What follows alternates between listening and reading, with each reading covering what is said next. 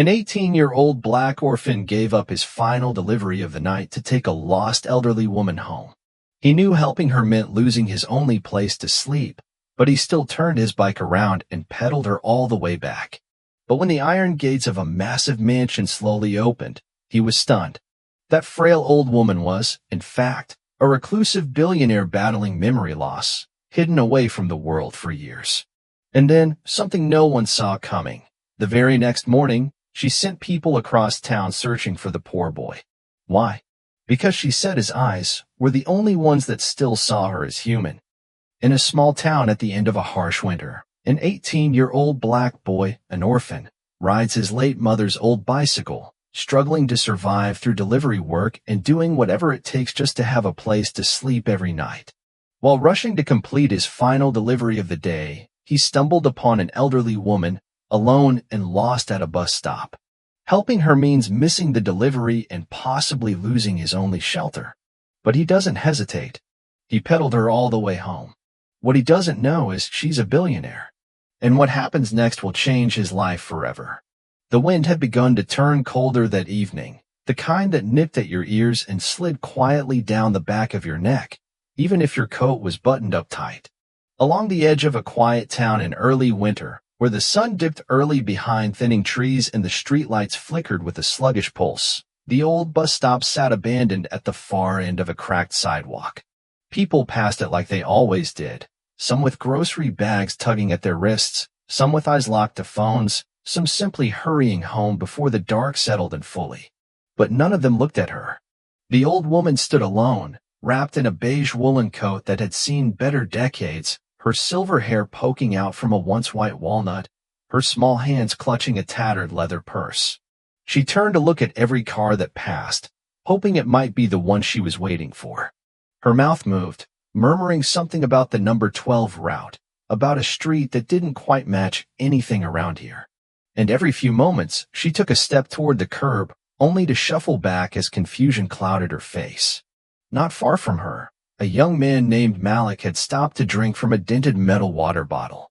He was barely 18, with a frame stretched thin by time and hunger, wearing a hooded jacket faded from too many winters and a pair of shoes that held together more out of habit than craftsmanship. His old bicycle leaned against the bench behind him, rusted chains, squeaky pedals, and a rickety back rack that looked like it could fall off if nudged too hard. It had belonged to his mother, and after she passed, it became his only means of working, zipping around the town delivering small parcels, groceries, medicine, anything people needed. The pay was barely enough to scrape by, but Malik worked with quiet urgency.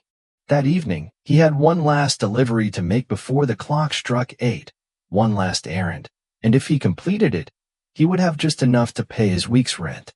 If not, the landlord had made it clear, the key would no longer fit the lock come morning.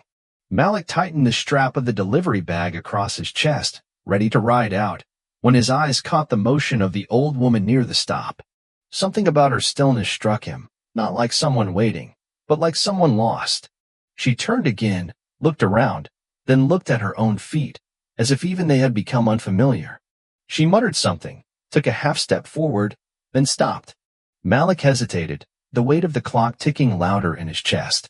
Minutes mattered now, and the difference between staying warm and being on the street was a single delivery away. But then the wind shifted and carried her voice over to him, faint, shaky, but unmistakably frightened. Was it bus 12? Her words tumbled like loose leaves, and nobody else seemed to hear. Without quite realizing why, Malik walked over, pushing his bike beside him. "Excuse me, ma'am," he said softly, not wanting to startle her. "Are you all right?" She blinked at him, unsure, the way someone might look at a distant memory. "I was trying to get home," she said, her voice light and wandering. "But I think I missed the bus, or maybe it missed me." Her laugh was small and brittle, like glass threatening to crack. Malik nodded slowly. "Where do you live? Maybe I can help you get there." She looked down at her purse, then rummaged through it without purpose. A handkerchief came out. A lipstick with no cap. Coins. Buttons. A bus transfer from 2 days ago, but no address. Malik's heart tightened a little. Then something caught his eye, a delicate silver chain around her neck, and at the end of it, a small oval pendant resting against her coat. He leaned closer, squinting. There, engraved in elegant cursive on the back of the charm, were the words, Clara Whitmore, 237 Silver Pine Way, North Side. His breath caught. Silver Pine Way. He knew the area, way out past the edge of town, nearly 2 hours away by bike, and most of it uphill. For a moment, Malik's mind went to the clock again. He would miss the delivery. He would lose his room. He would sleep in the cold tonight. But as he looked into Clara's eyes, soft and clouded with age, and saw the childlike trust beginning to form simply because he had stopped to ask, he knew he couldn't walk away. Some choices weigh more than others, even if they don't make sense on paper. He forced a smile. That's a bit far, but I think we can make it, he said gently, helping her to the back rack of his bike. He tied his spare scarf around the seat and wrapped his jacket around her shoulders. Hold on tight, all right? We'll go slow. She chuckled, dazed but grateful, and said, You remind me of someone. My grandson. He used to wear shoes like those. Always scuffed. Always proud. Malik didn't correct her. He just nodded and began to pedal, slowly at first, then more steadily as they left the town lights behind. The sky turned lavender, then gray, and then darker still. The road sloped, bent, and stretched endlessly, but Malik kept going, every turn of the pedal echoing with a sense of purpose. Behind him, Clara hummed a tune, sometimes trailing off, sometimes pausing to ask where they were, then forgetting the answer minutes later. He answered every time as if it were new. We're getting closer. Don't worry. Just over the next hill. The wind grew sharper and the street lamps rarer, but he kept his eyes forward. They passed fields sleeping under frost, crossed bridges lit only by moonlight, and paused once for Clara to catch her breath. He bought her a warm cup of tea from a roadside gas station with the last dollar in his pocket, and she insisted he take the first sip. You need it more, she said with a tender sternness that reminded him of his mother. When the gate of 237 Silver Pine Way finally appeared, whitewashed with chipped paint and ivy curling around the iron bars, it was nearly 9:30 p.m. Malik's legs ached, his hands were numb, but he exhaled in relief. He knocked once, then again, and moments later, an elderly man in a housecoat opened the door, his expression transforming from panic to disbelief when he saw the woman behind Malik. Miss Clara? Oh my lord, where have you been? We've been calling hospitals. Clara looked around, then blinked again. I went for a walk, or a ride, I suppose. She smiled at Malik. The man thanked him profusely, his voice trembling. Please come inside. Warm yourself. Have something to eat. Let us give you a ride back. But Malik shook his head, weary but content. No need. I should get back before it gets colder. He scribbled his number on a torn receipt and handed it over. In case you ever need help again. And with that, he got back on his bike and rode off into the dark, unaware that his room would be locked, and his bed replaced with a storage closet floor, but also unaware that something far more meaningful had just begun. By the time Malik reached the edge of town again, the street lights had thinned out, and the warmth from the gas station tea had long faded from his hands. His knuckles were stiff, and every bump in the road rattled up through the handlebars and into his bones. But he didn't complain. The ride back was quieter, lonelier, somehow without the gentle voice behind him or the small familiar weight of someone trusting him to keep pedaling. The wind had picked up by then, whistling through the bare trees and carrying with it the first sense of deep winter, with smoke, cold metal, and something bitter that always seemed to hang in the air after 9 o'clock. Malik coasted the last block to his boarding house, a narrow two-story with peeling paint and a porch light that never worked. He parked his bike quietly, climbed the steps, and reached into his pocket for the key, only to find an empty space. At first, he thought he'd simply reached into the wrong one. But after checking every corner, every pocket, every seam in his jacket and jeans, it became painfully clear the key was gone. He knocked gently on the door, hoping the landlord might still be awake, but no lights came on. He knocked again, then louder. Nothing. When he tried the doorknob, it didn't budge. Then, as if to confirm the inevitable, he glanced down and saw the small bundle of his belongings, his spare shirt, a towel, a cracked phone charger, stuffed into a plastic grocery bag and left beside the door like yesterday's mail. There was a note taped to the door. 3 words written in thick black marker, "Past due locks." His breath caught in his throat. He stood there for a long minute, bike at his side, unsure whether to curse or cry. He did neither. Instead, Malik turned back toward the center of town. His legs ached from the ride to Silver Pine Way and back, but he didn't let them rest. He pedaled slowly, knowing there was nowhere left to go, but needing to move anyway, because the cold was setting into his chest now, and stillness would only make it worse. It was nearly midnight when he passed the back alley of Thompson's Market, a small corner store where he sometimes helped restock shelves in exchange for day-old bread and a few dollars here and there. The owner, Mr. Thompson, was kind in the way older men often were to kids they saw struggle without asking for help, gruff, but never cruel. Malik parked his bike behind the dumpster, knocked once on the side door, and waited. A light flickered on inside. A few seconds later, the door creaked open, and there stood Mr. Thompson, wearing a heavy robe and holding a steaming mug of something strong. He took one look at Malik, shivering and hollow-eyed, and sighed through his nose. "Didn't make rent, huh?" Malik shook his head. Mr. Thompson looked up at the sky like he was waiting for some higher authority to intervene, then stepped aside. "Well, the storeroom's dry, and there's a cot in the corner. Don't touch the wine crates. And don't freeze to death on me." Malik nodded, murmured, "Thank you," and stepped inside. The storeroom smelled of cardboard and citrus, and the only heat came from an old radiator that groaned like it had a grudge. Malik didn't mind. He pulled the cot's blanket around his shoulders and let himself collapse onto the thin mattress, limbs heavy, chest sore, but heart strangely quiet. For the first time in weeks, he wasn't afraid to close his eyes.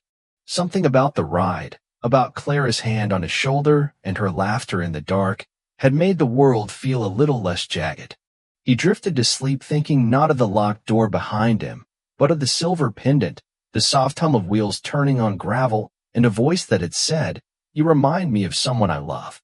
Outside, the wind howled against the store's walls. But inside, Malik slept soundly, unaware that miles away, a woman sat at her kitchen window, now fully awake. In her lap was the same coat she had worn that night, and in her hand was a torn receipt with a phone number scrawled in uneven blue ink. Clara Whitmore, no longer lost in fog, stared at the paper and whispered his name like a prayer, the first warm thing she'd spoken into the quiet house in years. The morning arrived with a hush, pale and hesitant, as if the sky itself were unsure whether to wake. A soft gray light crept across the back room of Thompson's Market, filtering through the small dust-frosted window and settling over the quiet form of Malik, still curled beneath the thin blanket. The cold clung to the walls, slipped through the cracks in the old frame, and wrapped itself around his bones. But he didn't stir. Not yet. His body ached in the particular way that follows a long night on a hard cot.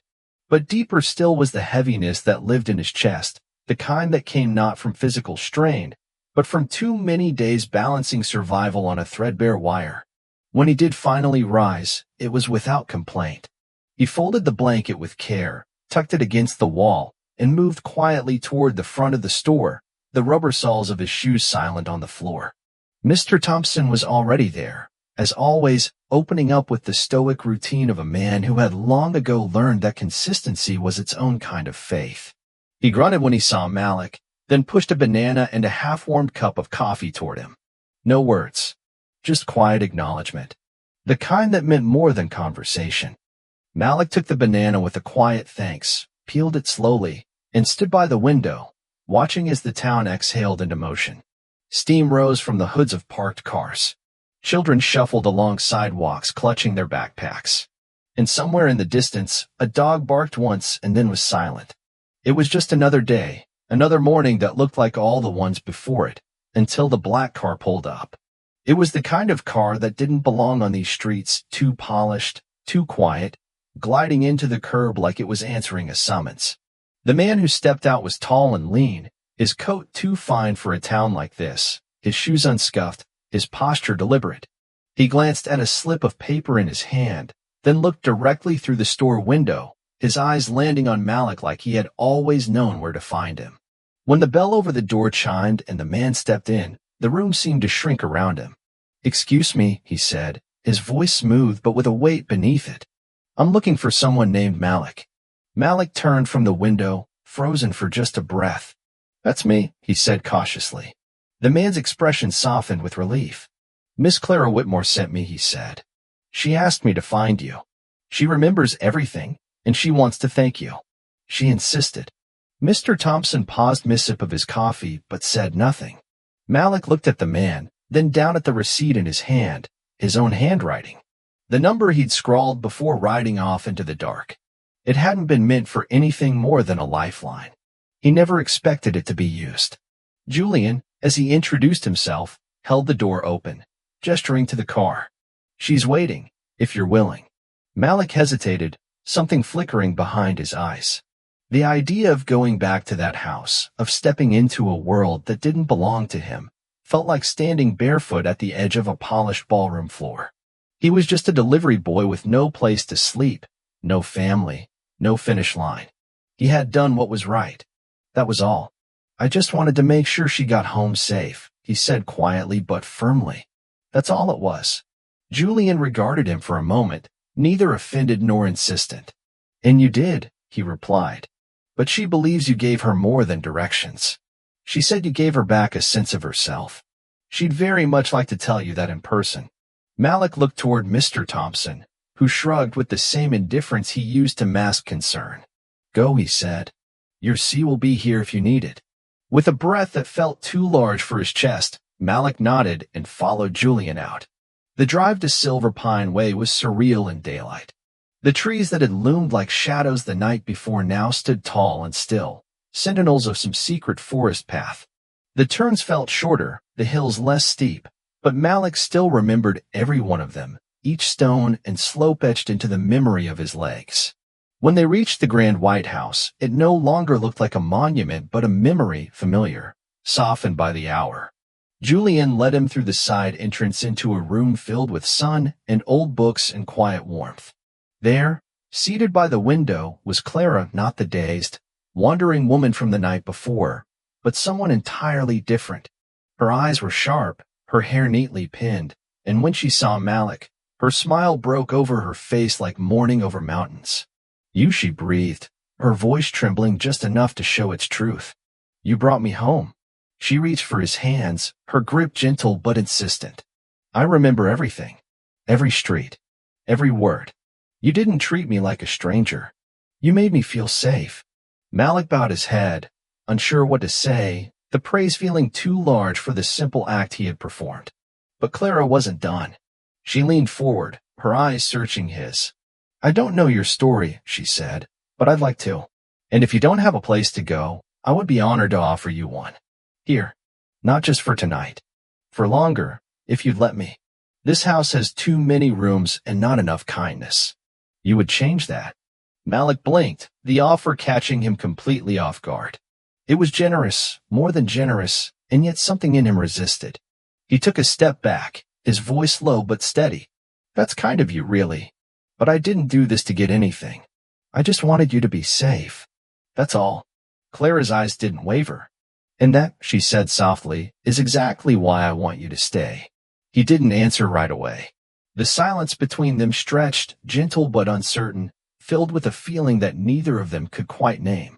And though Malik would return to the market that night, would sleep again in the storeroom, and wake to the same cold, something had shifted. He had been seen, not for what he lacked, but for what he carried. The quiet, steady light of someone who showed up, even when no one was watching. And far from that sunlit room, Clara sat with a heart less alone, already preparing for tomorrow when she would offer again, not out of charity, but out of recognition. Because sometimes, family is not who we are born to, but who we choose to walk home with in the dark. The next morning came with a gentler sky, brushed with faint streaks of pale gold that peeked shyly through the faded curtain of cloud, as if the sun itself were hesitant to intrude on the stillness of the day. Inside the back room of Thompson's Market, Malik had risen early, as always, sweeping the floor, and organizing crates in neat, quiet stacks. His mind was too full of Clara's visit the day before to focus on the rhythm of work. He had replayed her words through the night again and again, each syllable lingering like the last note of a hymn that refused to fade. Her presence had not overwhelmed the room. It had warmed it. And yet, Malik had not known what to do with such a gift. He'd never had anything offered so freely, so tenderly, and certainly not from someone who looked at him without judgment, only with hope. As he set down a box of canned peaches, the doorbell jingled, not in the usual impatient clatter of a regular customer, but in a soft, measured chime that felt familiar. He looked up from behind the counter, and there she was again, Clara Whitmore. This time with no driver, no coat of grandeur. Just a wool shawl wrapped neatly over her shoulders and a small leather handbag tucked into the crook of her arm. Her expression was kind, her eyes already searching the room for him like she knew exactly where he would be. Malik straightened instinctively, his hands wiping unconsciously on his jeans as he stepped forward. She smiled and walked toward him, not with the authority of someone used to commanding space, but with the gentleness of someone who had decided to share it. "I hope you don't mind me coming again," she said softly, her voice warmer than the morning light. "I've been thinking about you all night." She paused, then added, "I suppose that sounds strange, but I mean it kindly." Malik nodded, not trusting his voice just yet. She looked around the store, then leaned a little closer, as though what she was about to say belonged only to the air between them. "I've lived in that big house for a very long time," she began, "and it has never felt so quiet as it did this morning. Not even after my husband passed. Not even after my grandson." She trailed off, then drew a breath. "You remind me of him, you know? His kindness, his eyes, the way he always listened more than he spoke. And when you helped me that night, without asking, without expecting, something in me woke up. Something that had been sleeping for years." Malik looked down, the tips of his fingers curling slightly against the edge of the counter. Clara reached into her bag and pulled out a folded piece of paper, handwritten, slightly trembling lines of ink on thick stationery. "This is not a contract," she said. "It's not a deal or an arrangement. It's simply an invitation. I have a home with too many rooms and too few reasons to keep them closed. I'd like you to stay, just until you find your footing. No strings, only support." Malik opened the note slowly. It was an offer to stay at the estate, a modest monthly stipend, and written beneath that in softer script, a promise. "We'll find a way for you to return to school, if you still want that." He didn't speak for a long time. The world outside the window moved as if through syrup. Cars passed slowly. Leaves turned in the breeze. And the town went about its day, unaware that inside this little store, something important was quietly shifting. Finally, Malik looked up and met her eyes, not with fear, but with something steadier. "I'd like that," he said. "I'd like to come." And so he did. That afternoon, Julian came by with the car, not out of ceremony, but because Clara insisted Malik not ride that creaking bicycle up the long hill again. He packed his few belongings in a backpack, said goodbye to Mr. Thompson, who only nodded and handed him a paper bag of sandwiches and a muttered, "About time," and then climbed into the back seat of a vehicle that smelled faintly of pine and possibility. Life at the estate was not extravagant. It was peaceful. Malik was given a sunlit room that overlooked the garden, a schedule that allowed him to rest, read, and within the month, return to school with the help of a scholarship fund Clara created quietly in his name. She never paraded his story, never treated him like a pet project. Instead, she welcomed him into the rhythm of her days, morning walks in the greenhouse, long discussions over tea, and weekends filled with ideas about what they could do with the time and resources they now shared. Together, they created something Clara had dreamed of but never built alone, a small foundation funded from her estate called the Everkind Trust Fund, in honor of the street she couldn't remember and the kindness she would never forget. Its mission was simple: to support young people with potential but no path, to shelter the elderly who had slipped through the cracks, and to remind anyone listening that dignity and care were not luxuries, they were birthrights. Malik helped design the first programs, met with counselors, worked part-time at the community center the foundation renovated, and every so often still rode his old bicycle into town, not because he had to, but because it reminded him of where he had begun, and what one small act of grace could grow into when offered without expectation. And each time he passed the old bus stop where it all began, he would slow down just a little, tip his head toward the sky, and smile, because sometimes you don't find home. It finds you. And sometimes, all it takes to change the course of a life is the willingness to stop, to see someone clearly, and to ride a little farther than you planned.